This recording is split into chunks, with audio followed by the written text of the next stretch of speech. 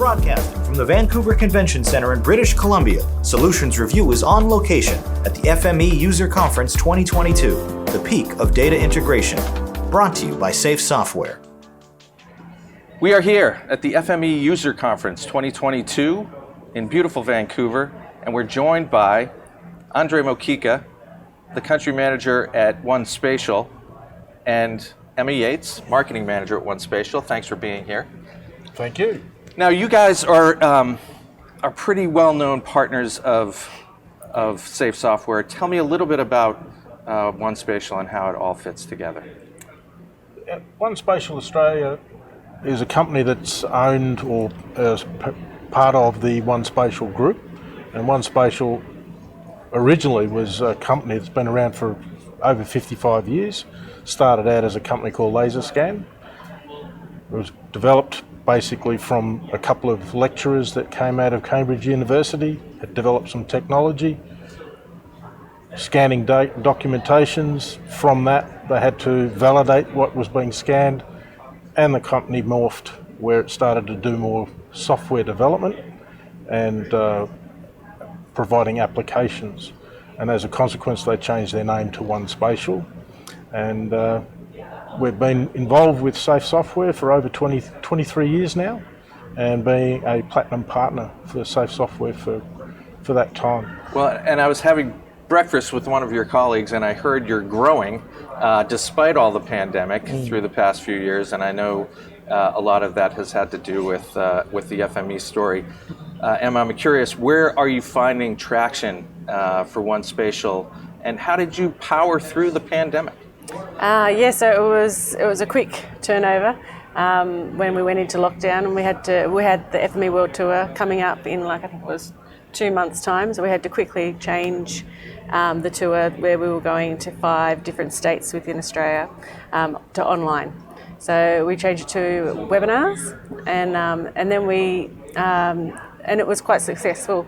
We had such a great response because people around Australia that have never been able to attend a world tour were able to actually attend live online. So they got to experience it in real life. Online, I guess, virtually. Well, I think it's interesting. We found the same thing with we were doing live events like this for a lot of them in 2019, but then they all went away overnight. Yep. We moved to virtual events as well at Solutions Review, and I think it's an excellent point. I think what you find is that a lot of people are now getting a lot more information that they wouldn't have necessarily gotten because they weren't going to the conferences when you could go to conferences. And really, I think we all got a little bit better at sharing that information and really pushing those stories out, not only value propositions, but success stories as well. Yes. Which leads me to you, Andrej. Tell me a little bit about some of the successes that you've experienced with some of the clients that you're working with. With regard to clients prior to COVID, we had managed to secure quite a few large organisations within Australia, Bureau of Meteorology, a lot of the government departments. Because of the way that our operation works, we are the platinum partner for FME, and we sell the software, but as part of that we also do training, we do support for it, and we also do consultancy work where customers, for a couple of reasons: one, they may have their internal knowledge but they don't have the resources to be able to do it, or they don't quite have the resources with the knowledge, so they call us in with the expertise. So what we were finding, we were being very successful prior to COVID with that, and then after COVID we're even more in demand because of the fact that people were saying, well, we definitely can't do that ourselves anymore, we need to get people to do that for us. So is it a combination of not only the technology, which is clearly a unique value, but the support layer as well that you bring to the table? Yes, it's most definitely the ability to provide the support and the ability to provide that training defines us as far as we can see within the industry, and the fact that we're always there for the customers provides the customers the a surety that, if they invest in FME, they are going to be looked after and they're going to get what they need and they're going to get the solutions that they require. And so, Emma, is that what you're seeing when you're talking to prospects? Are those some of the issues that they're most concerned about? Is not only is this the right solution for me, but how is it going to be supported, and what can I get in terms of that value added? Yeah, definitely. I guess they trust us. Like we've been able to build the trust in our clients, so that they can come to us and know that we have got the answer for their issues, like their data solution issues. Definitely. Yeah. Yeah. And so what are you seeing with regard to the folks that you're engaged with?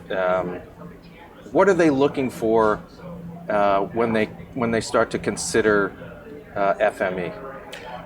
It's actually quite broad. The things that we get customers inquiring with regard to FME can vary from CAD data through to online portal arrangements for where data is being lodged, needing to be transformed, translated, having toolkits which are easy to use, providing the ability for people within organisations to utilise spatial data and non-spatial data in a smart, sensible way. And particularly with regard to data today, it's very much people are starting to recognise that spatial data is everywhere, but people just don't realise it.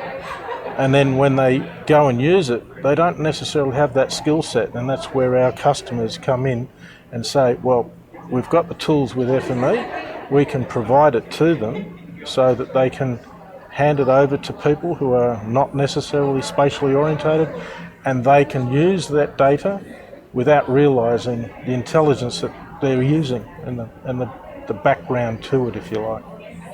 And so, Emma, what are you finding with regard to an event like this in terms of how you get? What are you taking away from an event like this for 1Spatial?